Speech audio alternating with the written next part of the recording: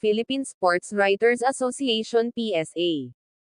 Pinarangalan bilang Mr. Basketball si 9 times PBA champion, 7 times PBA Most Valuable Player, 4 times Finals MVP, 9 times Best Player of the Conference, 8 times PBA All-Star, 8 times PBA Mythical First Team, 6 times PBA All-Defensive Team and former Rookie of the Year na si Junmar Fajardo.